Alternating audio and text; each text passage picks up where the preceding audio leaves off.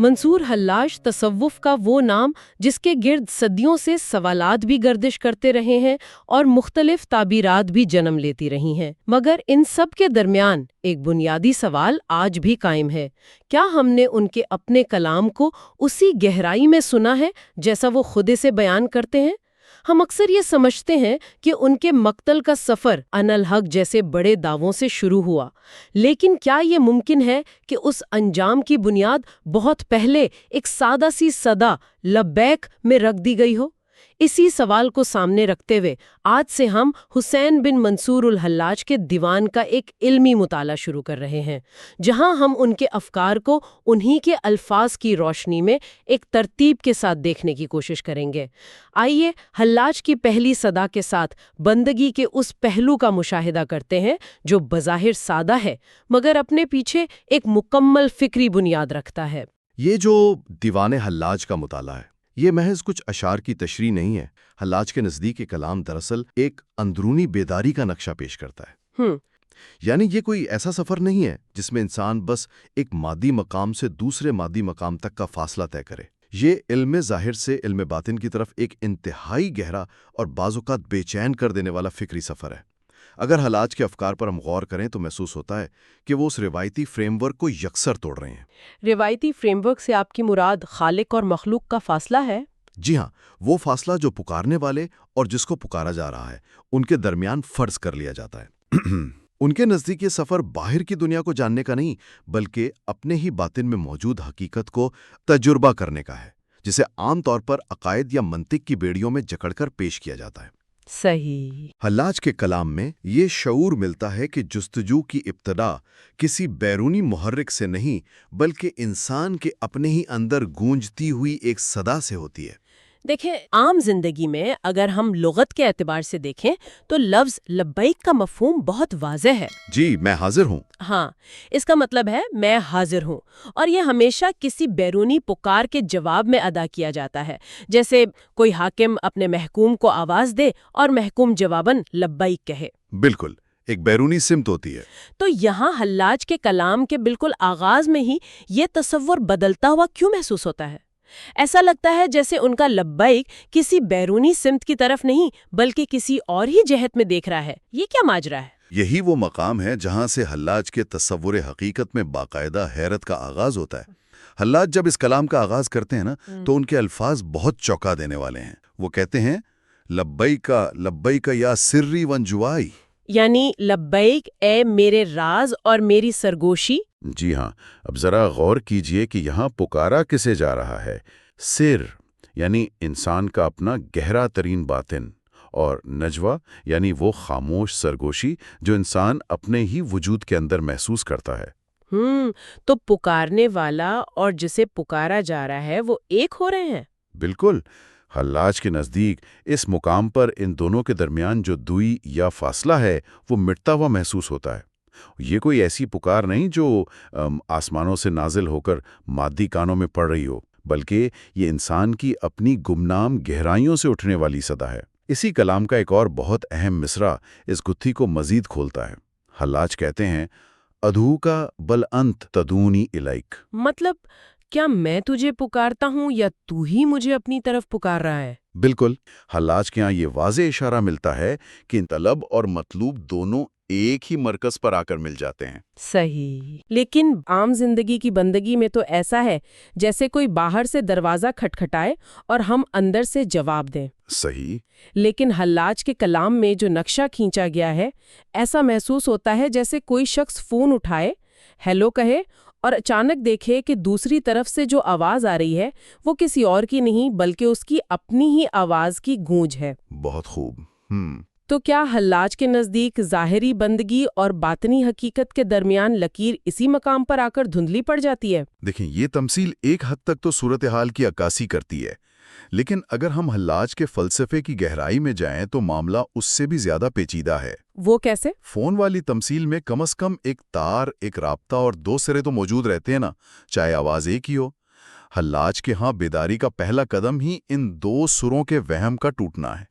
جب تک انسان یہ سمجھتا ہے کہ طالب الگ ہے اور مطلوب کہیں دور ہے، تب تک وہ فاصلے کے سراب میں قید ہے۔ हल्लाज के नज़दीक जिस लम्हे इंसान पर यह इंकिशाफ होता है कि पुकार तो अंदर से है, वो महज जानने के दायरे से निकल आता है। यानी वो अकीदे से तजुर्बे की तरफ आ जाता है। बिल्कुल, वो इसे बराह रास्त तजुर्बा करने लगता है।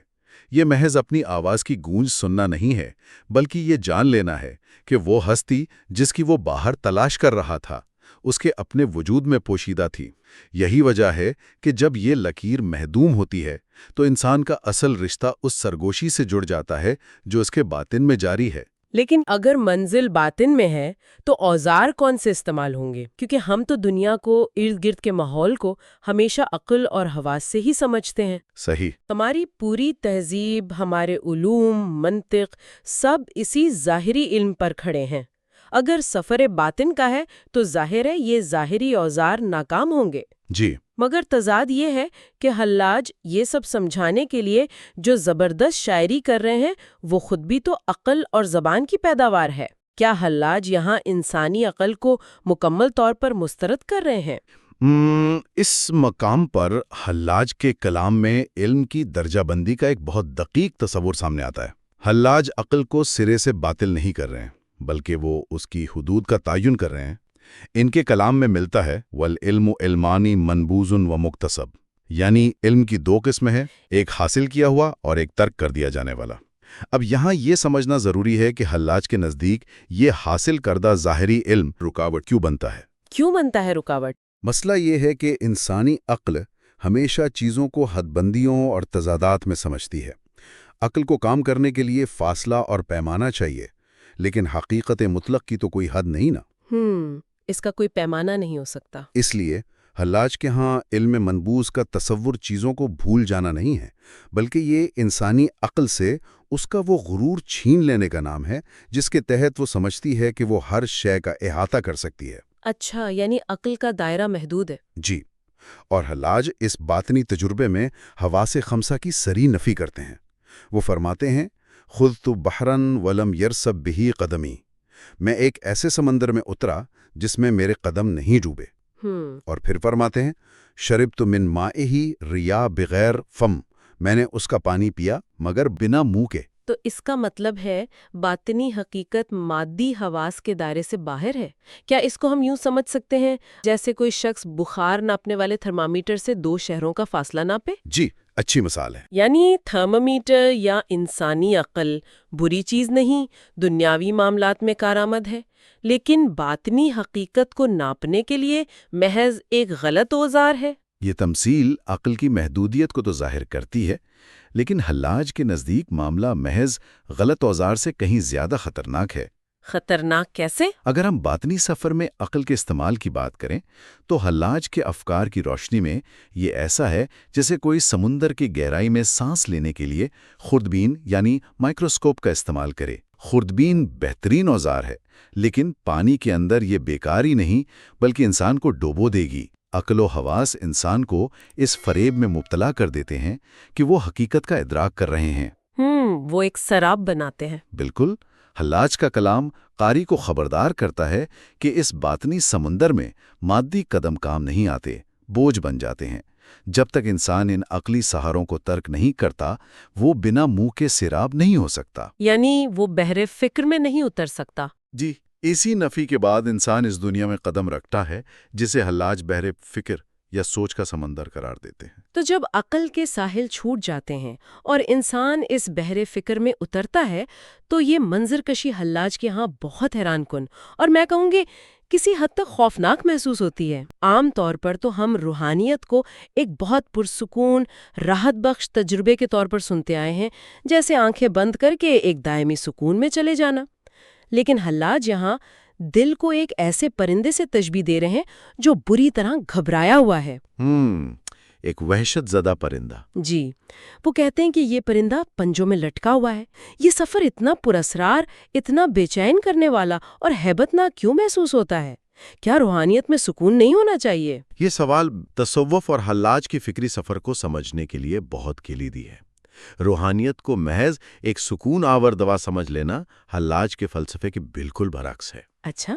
حلاج کے نزدیک حقیقت مطلق کا انکشاف کوئی میٹھا تجربہ نہیں، بلکہ یہ ایک ایسا شدید وجودی زلزلہ ہے جو انسان کی پوری شناخت کو ڈھا کر رکھ دیتا ہے۔ جب حلاج اس سمندر کا ذکر کرتے ہیں تو ان کے الفاظ ہیں بحر الفکری تجری بہ فی لجن لطائف من قدرت القادر، یعنی یہ فکر کا وہ سمندر ہے جس میں قادر مطلق کی قدرت کے لطائف بہتے ہیں۔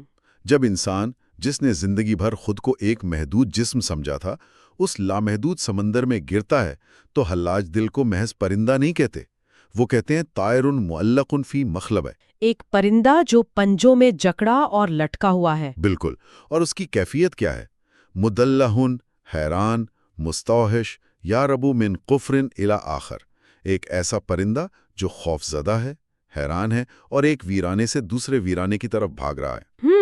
یہ ہیبت کیوں ہے؟ یہ ہیبت اس لیے ہے کہ جس پنجرے کو وہ پرندہ اپنی پوری کائنات سمجھتا تھا نا، یعنی اس کی عقل، اس کی انا، وہ ٹوٹ چکا ہے۔ اب سامنے ایک لامحدود ویرانہ اور بے کراں سمندر ہے۔